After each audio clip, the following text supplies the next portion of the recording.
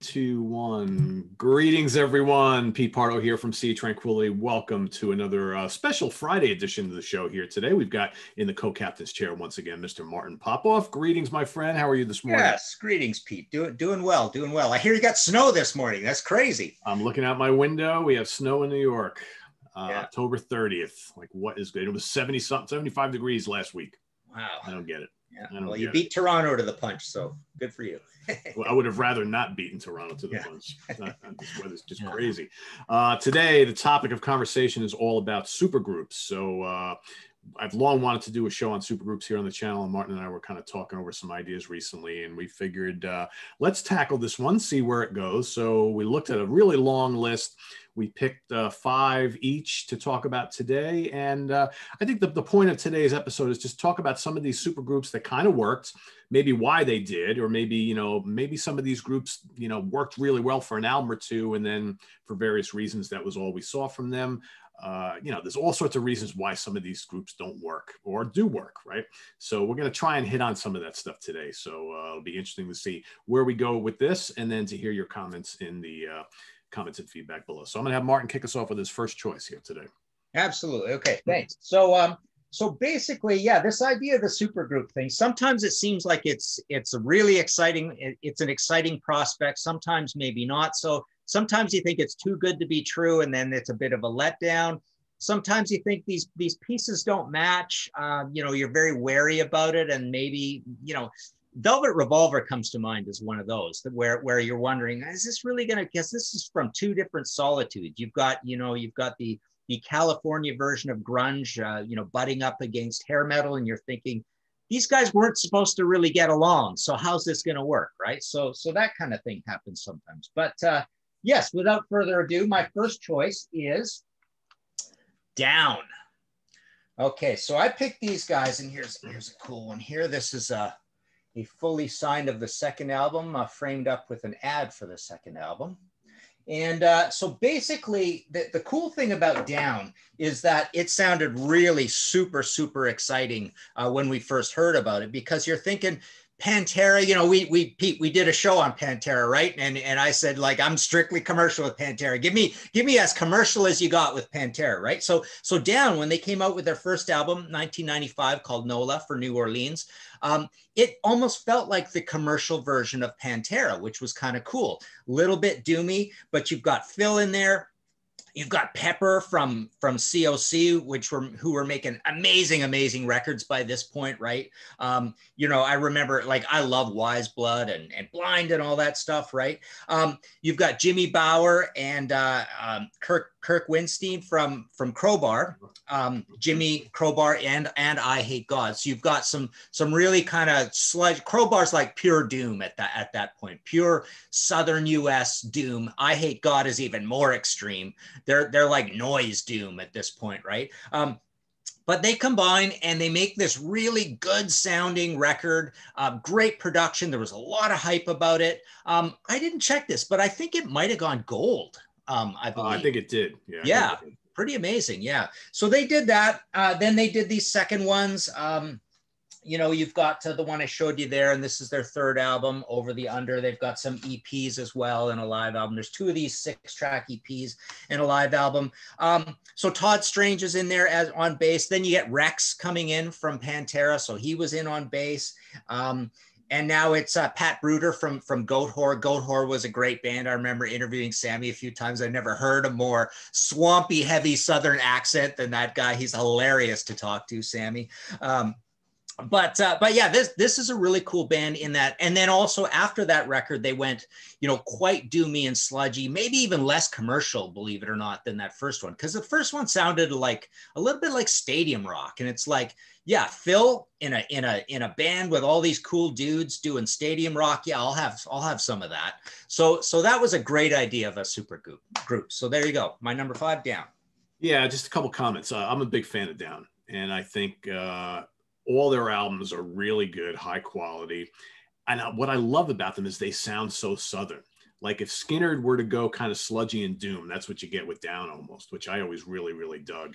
And just some terrific riffing from those guys, and really memorable songs. And that's like the important thing.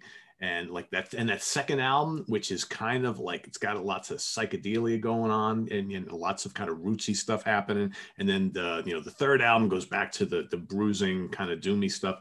I dig them a lot, and I think that's a great choice. I would have stolen them if you didn't. So right on. So my first choice here, I'm going to kind of go in chronological order, I guess. So we're going back to 1969, and I don't know whether this or my next one was first, but it doesn't really matter. They're both from 69. Humble Pie. So again, notable guys from notable bands. You got Steve Marriott, leaving the Small Faces, right, who were fairly big at the time. You've got Peter Frampton coming from this kind of up and coming band called The Herd.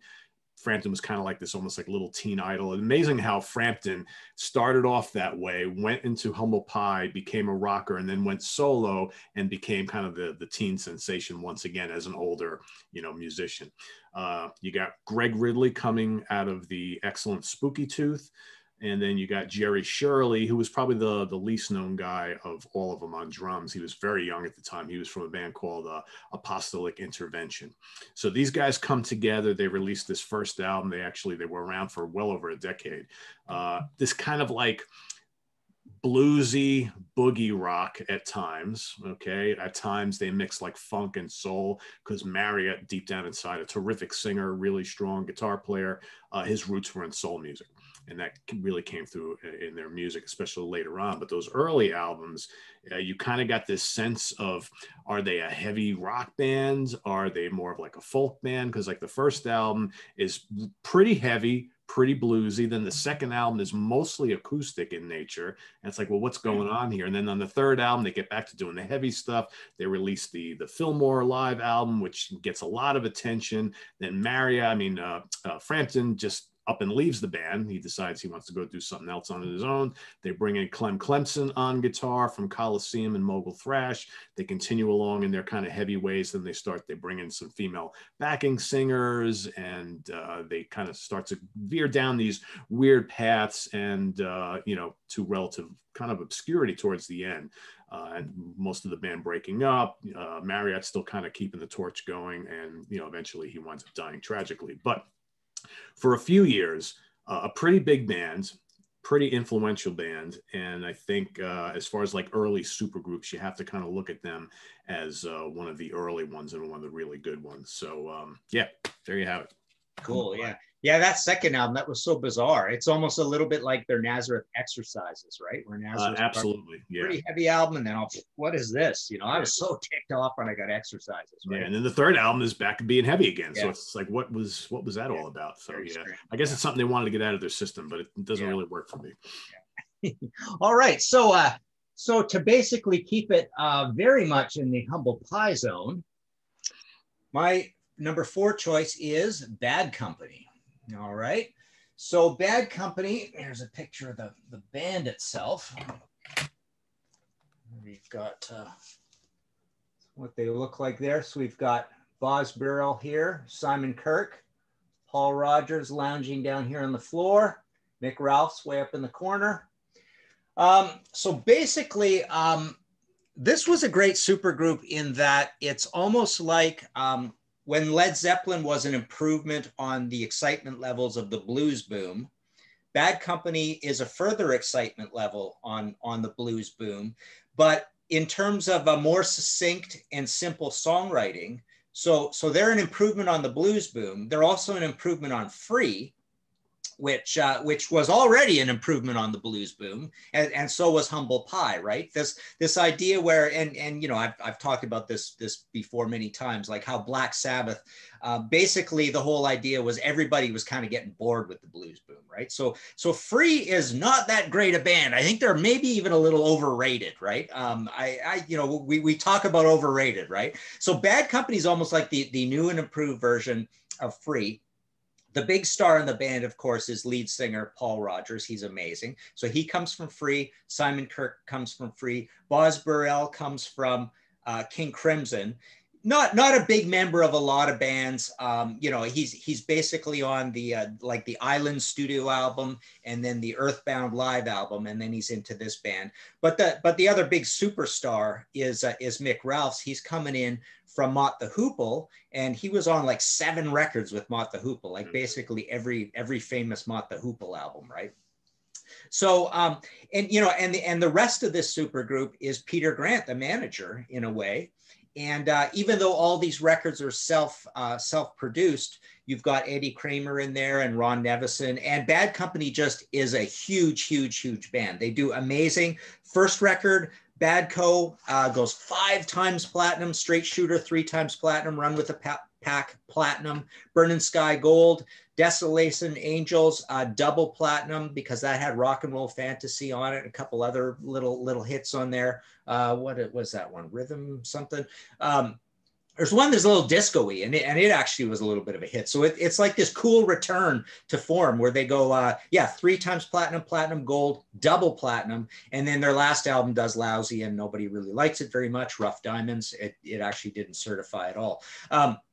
But yeah, this is a quintessential supergroup. Everybody talked about them as a supergroup at the time. 2 members of Free, huge Mott the Hoople guy, like the guitarist, and then Boz Birrell. All these guys had a pedigree, and they did amazing. And these songs are like, you know, part of American pop culture fabric.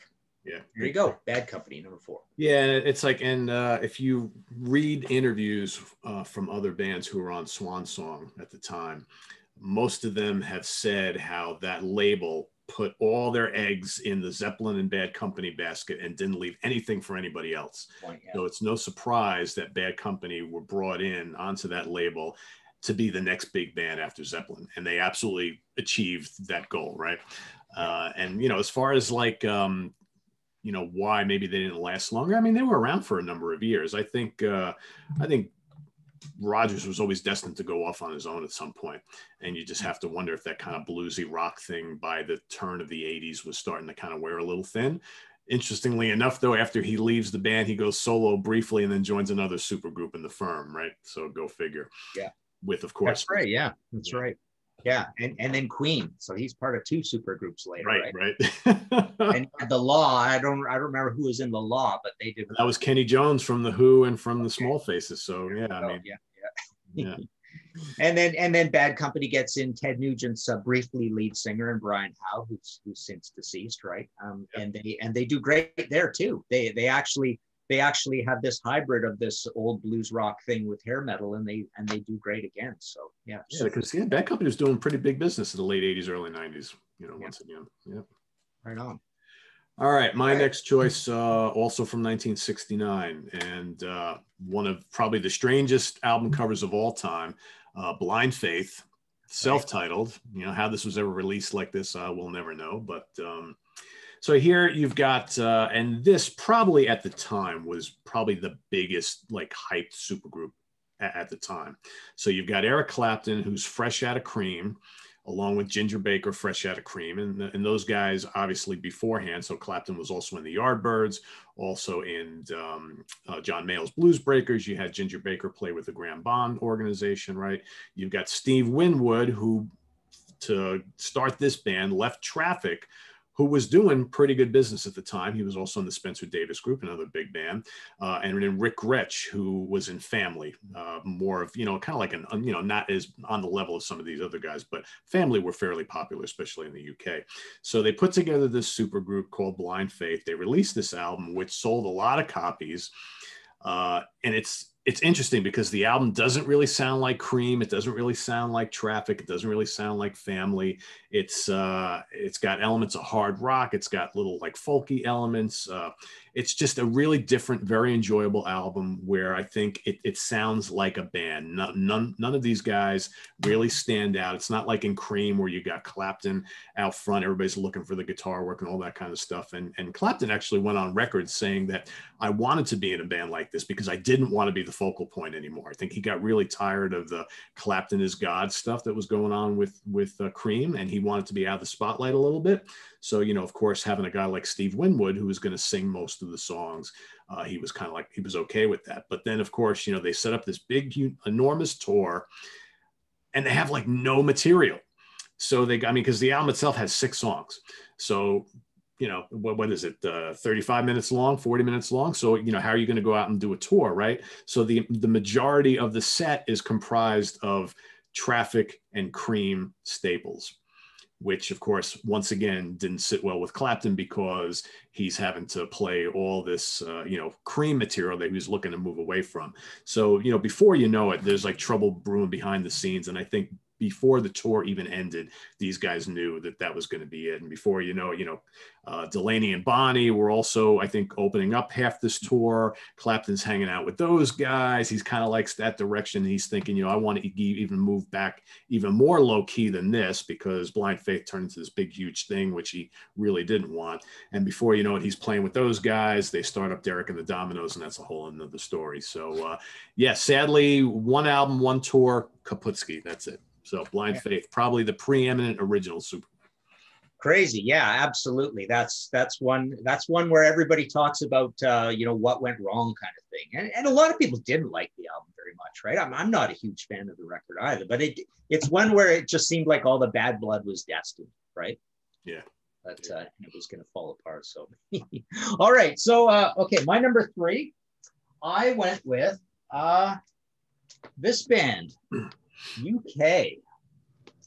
And we've got so they made that first album in 78, and there's a fully signed of Danger Money and a fully signed of the live record. So this is September 79, and Danger Money is March of 79. So basically what you have here is it's almost a little bit like every one of our favorite prog bands has certain eccentricities to it. And this was almost built to be like the perfect Frankenstein prog band. And it has everything a prog fan would really like on it. Super complicated playing, but it's also kind of hard hitting, right? So that was a cool thing about this band. Now, what makes it a supergroup is you've got John Wetton coming in. You know, he's been in King Crimson as a vocalist. He's been in Roxy Music as a minor player. He's been in Uriah Heep as a co-vocalist with David Byron. You've got Bill Bruford coming in, who's got one of the greatest prog pedigrees of all time. He's on the first, 2 or 3 Yes albums, and he's on all the big King Crimson stuff right next to my King Crimson in the collection. So yeah, Bill Bruford's amazing. And on this first record, he's incredible. I remember as a kid, you know, being into drumming and you know, learning these songs because he's doing a lot of that Foypy, loose-skinned tom-tom stuff on here, or timbales maybe even. It doesn't say yet, it says kit drums and percussion. But yeah, and the time signatures and stuff are really cool, really interesting. This is almost like a proggier version of Rush in a way. And then you've got Alan Holdsworth coming in, who's just this amazing, distinctive guitarist with that super fluid style, but he hasn't been in much Higgins Bottom Wrench and Tempest and stuff like that, but not really particularly big bands. Soft Machine, Nucleus, he died 2017. We also lost John Wetton. And the reason I got these signed is because they came through and played, they went on tour, right? If you remember that, right? So they played Toronto, they played the Docks, and you know, it was Eddie, John, and Terry, and one of the greatest drum solos I've ever seen of all time. So basically, yeah, so to finish off the story, you've got Eddie Jobson coming as a keyboardist. He would later be a minor kind of guy on Jethro Tull A, but he was in Yes briefly, even in '83, but Roxy Music was his biggest thing before this. He's a keyboardist and a violinist, so he does a lot of violin on this stuff. So you've got this incredible supergroup, and then Bill Bruford bows out, and on Danger Money, you've got the great Terry Bozzio coming in on drums, who I mentioned. There's a shot of the band, Eddie, John Wetton. So at this point, they're this weird 3-piece band of a drummer, a bass player, singer, and a keyboardist violinist. There he is with his famous clear violin that he had, right? And the drumming and everything, all the music on this is amazing too. And it's actually pretty hooky too. Rendezvous 602, Danger Money, these songs, like as soon as you say the titles, you can hear them in your head. Yeah. And especially you know, In the Dead of Night, the opening track on the debut. And I remember, I think there's some massive UK radio show or something that was the theme music too. But yeah, great band. Kicked off the whole prog supergroup thing. Here's a later incarnation of this is obviously John Wetton goes on to Asia, right? But it kicked off the whole GTR Asia thing. It was a short-lived thing. You know, possibly some problems with Eddie. I've heard Eddie can be a little bit of a, you know, an overbearing personality. When we met him, he was just the nicest guy in the world. John Wetton always was the nicest guy in the world, right? But yeah, I guess you know, when you're a prog supergroup, egos are a part of the game, right? So there you go. UK, my number 3. An interesting little tidbit. So when Bruford and Holdsworth decided to bow out, originally they were going to get another guitar player, and apparently Martin Barr from Jethro Tull was asked to join them. Wow, I didn't know that. Very cool. Which he declined, obviously. And Eddie just decided, well, you know what? Maybe we don't need a guitar player. I'll play a little more violin and more keyboards, and hey, everything will be fine. So it worked out okay on that second album, right? Yeah. I did miss Holdsworth, but you know, those two albums are really good, really good. And, you know, and for the life of me, I'm embarrassed to say this, but I can't remember when they came through to Toronto, which was around 2005, 2010, something like that.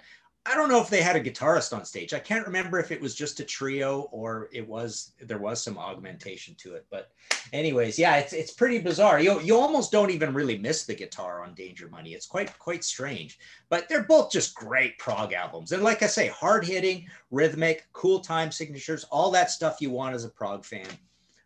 Stuff.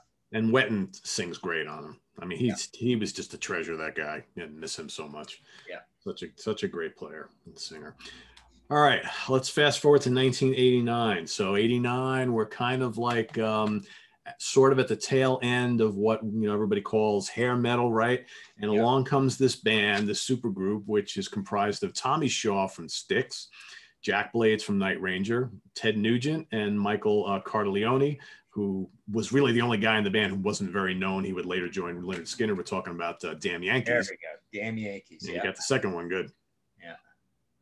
Pretty cool band, I think. And this first album especially did a lot of business. I saw them on this tour. I thought they were dynamite. And you had some notable guys in this band because, of course, at the time, Styx were still doing fairly big business. Night Ranger were probably bigger than ever. Nugent was always a draw throughout this decade into the early 90s. And I think both albums are really strong, but I think the first album is just chock full of hooks. I mean, for me, the combination of Blades and Shaw really, really worked well. I mean, they were writing really hooky, hard-hitting songs. Nugent was playing his ass off. And I think the star power here really worked. And when I saw them live, it didn't seem like, Ted's kind of like a very, he's a big personality. So obviously you got the Nugent factor going on here, but I always thought that Shaw and Blades worked really, really well together. They all looked great together. They had videos, there was at least 3 videos from this album. You had the big ballad, you had the rock stuff. I just thought this really worked well. And, the funny thing is after they did that second album, I think fans still wanted more. But, Shaw went back to Styx. Ted obviously was, still doing his own thing. And I think the pull to go back and do all the main gigs was a little bit too strong. So we never really got that third album, although rumor has it they recorded a third album or parts of a third album that have. Off the top of my head, I can't tell you much, but I definitely interviewed Tommy and Ted, and extensively we got into that third album.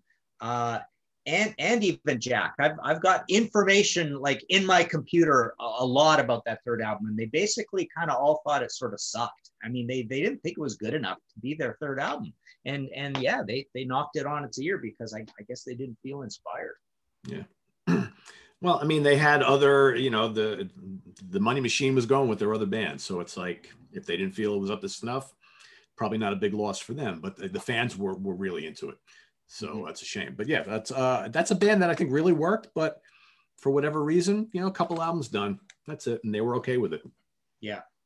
And I believe is platinum for the first and gold for the second. I think they did pretty darn good with that band, right? Yeah, they did. And Jack and Tommy could write great songs in their sleep, right? They're just so good at that. I mean, they even have that great later album, Shaw Blades.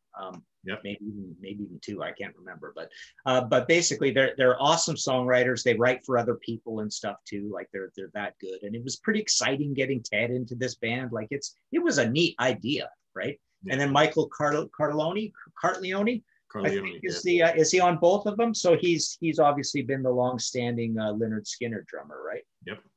So yeah, cool band, definitely. Okay, so my number 2 choice is this band over here, Alcatraz.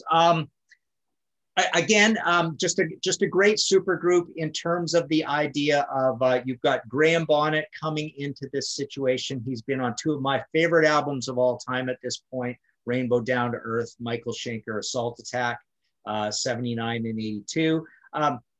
But the other cool thing about this supergroup is you've got this amazing, virtuosic, incredible guitar player that nobody kind of knows what to do with. He's just being carted over to California from Sweden as a kid.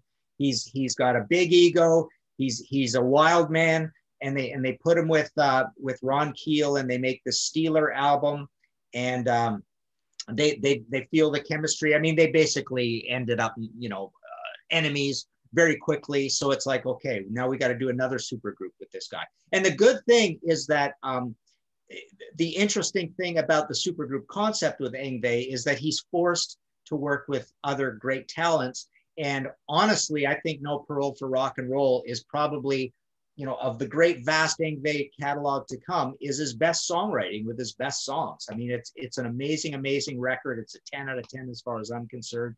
You've got Janu Uvina coming from actually, let's see, Alice Cooper Group. Is he just before, just before Alice Cooper Group?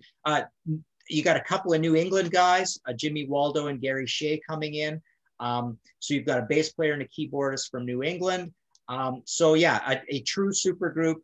Kind of the type that's sort of like minor members or like B-level band situation. And also one of these where you're a little skeptical if it's going to work because of what's just happened with Yngwie. And Yngwie is such a superstar in the making. He's like obviously the star musician in the band.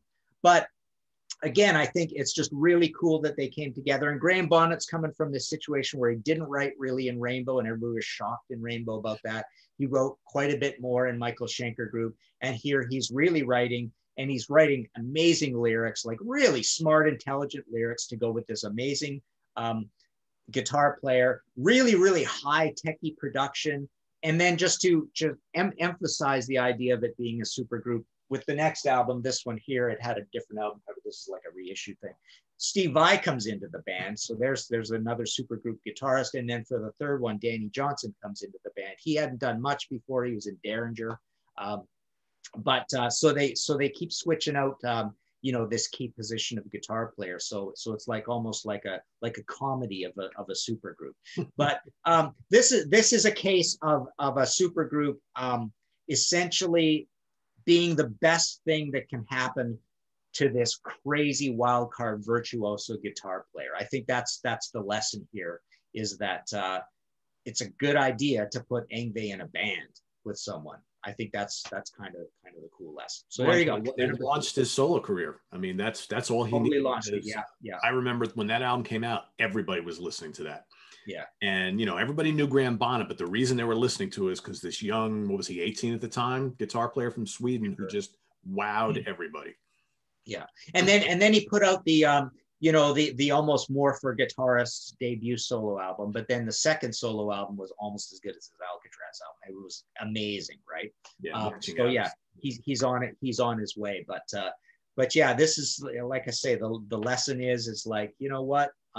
To tame you back and get you in a songwriting situation more so where you're not the boss, and it's sometimes turns out to be a good idea. Yeah, I absolutely agree. I still remember the one and only time I got to see, I saw them on that tour. So they were opening up for Ted Nugent, speaking of Nugent. And I saw them at a, a place local here. And I remember before Alcatraz went on, the curtain is down, it's getting close to showtime, and everybody in the crowd is shouting, Ingve, Ingve, Ingve. This is for the opener, right? And then all of a sudden you see like someone peek around the curtain, and it was him. And he's like looking, and everybody's shouting Ingve, and he goes like this. All of a sudden, he turns back around from the curtain, and you hear, and he was just loving it. He was just loving it. But that's cool. Not something you would see an opener ever do, right? That's a great story. Yeah. Wow. Yeah.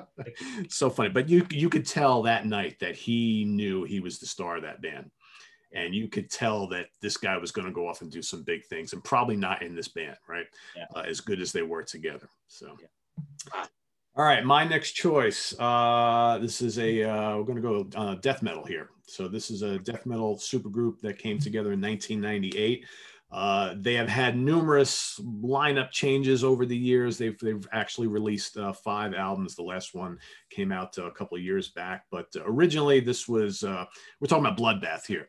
So we're talking about Michael Ackerfeld from Opeth. All right, we're talking Anders Nystrom from Catatonia, Jonas Rensky from Catatonia, Dan Swano from Edge of Sanity and Nightingale.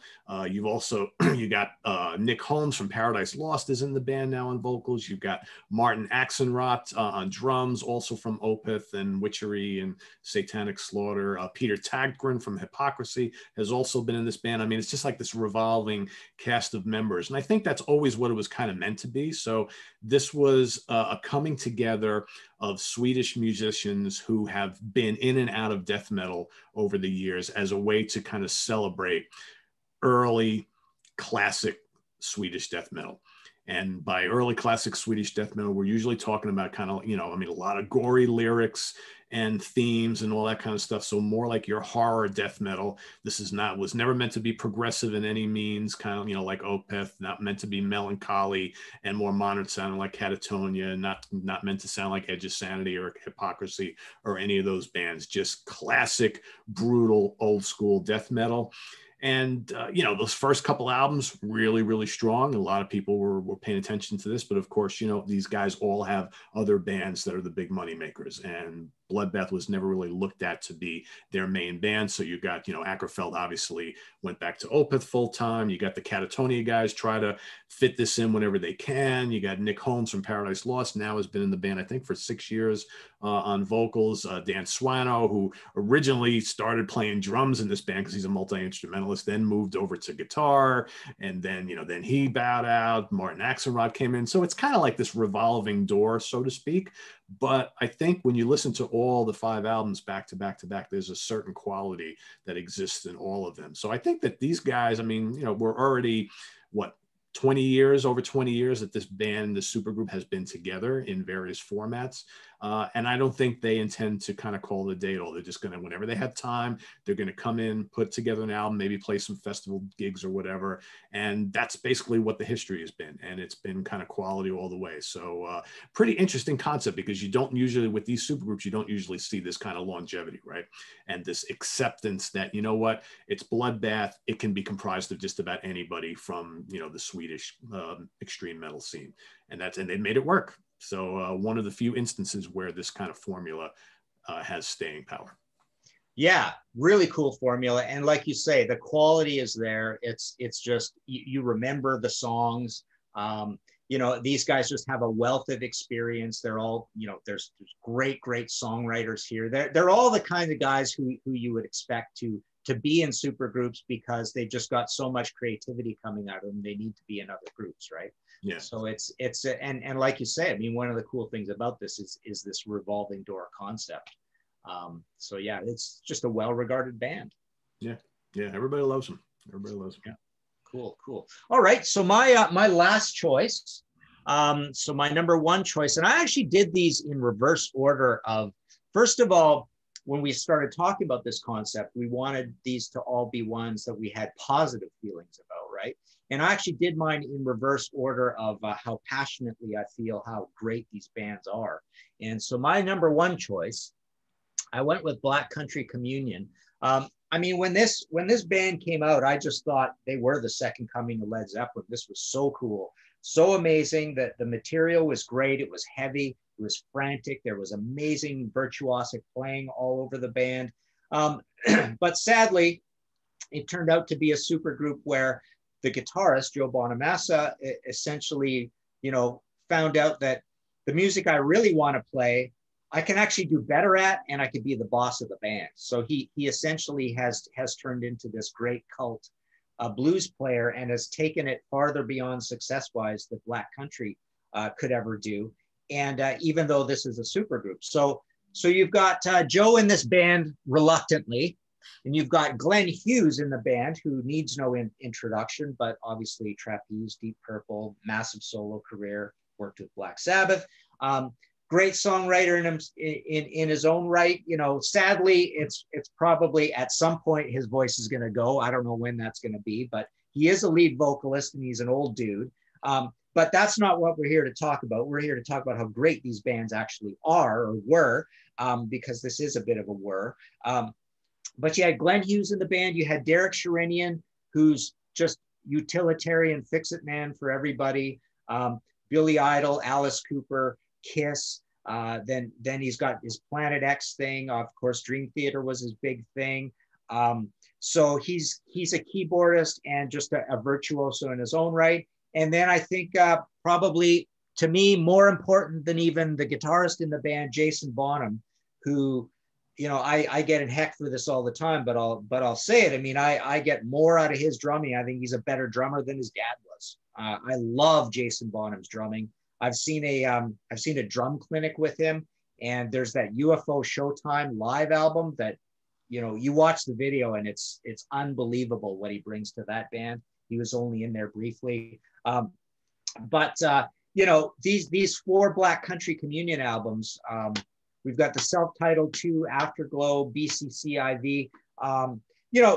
Basically this band is one of my favorite bands in terms of the performance of a drummer in a band situation. And Jason Bonham just kills it all over this. I think Jason Bonham was the most amazing thing about the Led Zeppelin reunion.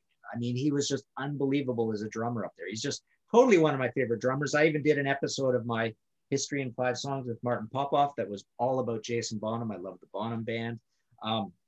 But yeah, so unfortunately, it's a situation where things, kind of, we were grateful to get these records when we could, but there weren't enough, and Joe went off on his own. But I literally thought that this was the greatest classic rock band to come around. I remember at the time, I kind of thought that there was a little thing going with Black Country Communion, Mr. Big in Europe, as these 3 amazing new school classic rock bands that were just killing it. And this is the one that you would call a supergroup out of that. So that's my number 1 choice. Yeah, I mean, I'll echo a lot of what you said. I'm a huge fan.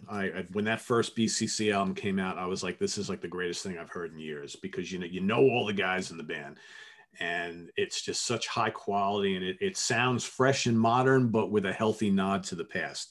And you got such pedigree in the band, and I mean, Glenn is just singing up a storm, and he's a very underrated bass player. Bonamassa tearing it up. Bonham, this is the band that Bonham was always meant to be in. And Sherinian, like you mentioned, is like the MVP of any project or band he works with. Unfortunately, though, it's like Bonamassa's true love is his solo career, and he does really, really well. I mean, he tours relentlessly. He sells out everywhere. His albums sell quite a bit. So of course he's going to lean on that as his main thing. So unfortunately for Joe, BCC was always kind of a project. For Glenn and the other guys, they wanted this to be their main thing. And that's where the issues always started. And after that second album, they really butted heads because, Glenn wanted to go out and do a full-fledged tour, wanted to do album tour. And Joe was like, well, wait a second, I got all this going on. This is, important to me. So, that's what caused the split, a little bit of rift. Although from what I've read, I think the media blew up the rift a little bit more. But, you know, thankfully they came back. They did a third album, took a little break again, did a fourth album. They've done very few live shows. I've heard the door is open for another one at some point. So I kind of heard that from Derek Sherinian. So we'll see, maybe next year or something like that, we'll see another album. But I love all four of those albums. I think they're just ridiculously high quality and a band that deserves to be way, way bigger than they are.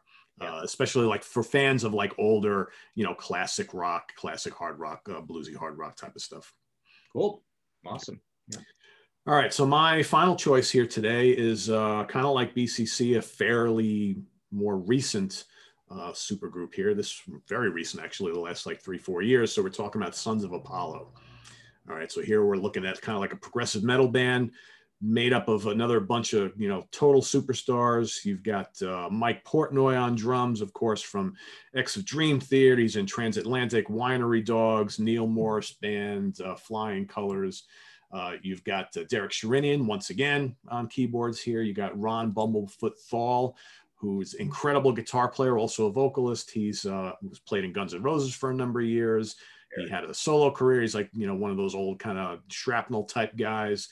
He also was playing guitar and singing for Asia on their last tour, right?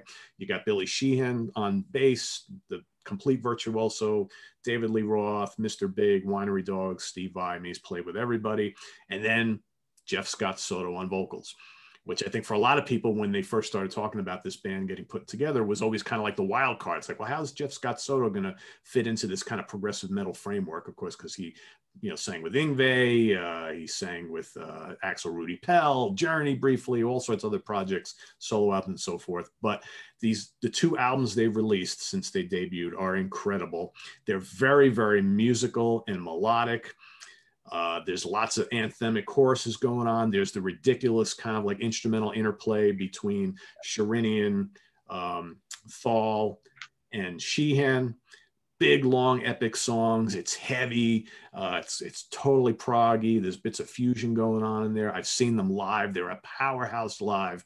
Although probably when I saw them live last year, it was probably, or was it last year or early this year? I can't even remember. It might've been early this year. Probably one of the loudest shows I've seen in like 25 years. I mean, just excruciatingly loud, just so much volume. But man, and Soto singing some of the best stuff of his career, I think. So only 2 albums in. So this is fairly recently. As far as I understand, they're chomping at the bit to get out there and continue playing live, getting another album done. I mean, we know like Portnoy is always busy. So if he's like one of the main guys driving this whole thing, we're going to see a lot of activity from this band. But I think that, I don't know, for me personally, being a big fan of Dream Theater, I think since he left Dream Theater, I always got the impression that he was really wanting to do something along a similar nature in a way. And I think Sons of Apollo has been that band for him. But just absolute virtuosity, top to bottom from these guys. And they genuinely seem like they're enjoying doing this together, which is the important thing. And that will hopefully lead to, you know, this band continuing on. But I think, you know, most of the reviews from the critics as well as the fans seems to be really, really positive. And, you know, if you're a fairly new band like this and you're selling out, you know, 2,000, 3,000, 4,000 seat halls on your first couple tours, that's pretty good. It's a good sign. So. Yeah, and it's really cool when these guys with all this history are playing music that they really like to play that has a little bit of a link to what they kind of grew up on as well. So yeah, that's, you know, the sincerity really comes through, even though these are super groups. And sometimes you think there's a little bit of, you know, oh, we just got to get a bunch of people together and work or whatever. But you could tell with guys like this, they get together and they probably just talk about all the bands they love all day, right? Yeah. You know, because they're such incredible students of music as well. So yeah. And it comes across, yeah, like you said, it comes across in the music and it makes it enjoyable for the listener. So yeah, very cool, awesome, great choice. So there we have it. So we got 10 supergroups here. Like I said, we went over a long list before we chose these. Will we do another show? We'll see. So we'll see what the comments are looking like. And Martin and I'll continue to talk. I personally had a good time discussing these. So yeah. I'd be open to it if Martin is. And but we'll see what beholds us. But next in line for Mr. Popoff and Mr. Pardo, a week from today, we are going to rank the studio albums of XTC. So that that has proven to be a pretty intense assignment, I will say. A very quirky band that you know, I have been trying to dive into their catalog and really, you know, kind of let it permeate my soul for like the last year. So it's finally coming to a well, what do you call it? What's the word I'm looking for? The light at the inevitability. You got to do it eventually, right? Got to do it eventually, right? So once I found out Martin was a big fan, I was like, all right, well, I think I got the right guy to help me with this. So so that'll be coming a week from today. So everybody, stay tuned for that. It's a challenge for me too, because I am a huge fan. I've played their music just countless hundreds of hours throughout my life, but because, you know, I'm in the same world you're in, right? Prog and hard rock and stuff, and all the people we interview and learn about and I write about are all those bands. This is a band that I don't know off the top of my head, like tons of the backstories and the trivias and who the producers are and when the members change in and out and the tours and all that stuff. So it's a band where I know the music like the back of my hand, all of it, right? I just love this band, one of my favorite bands of all time. Yet I know very little about them other than having played the music a million times. Yeah, I mean, they're one of those bands that, like, all right, so we're not talking about big crushing guitar riffs and long guitar and keyboard solos and the wailing vocals and it's just, they're not that kind of band. So it's like you have to kind of, all right, well, how am I gonna like talk about these albums that I really enjoy, but it's just so different than everything else I talk about, you know, every other day, right? So we'll get through it though. It'll be an interesting experience, I think. So that's coming 1 week from today, everybody. So wait for it. Make sure you don't miss it. Visit us on the web at www.seatranquility.org. We're on Facebook. We're on Twitter. Of course, we're here on YouTube all the damn time.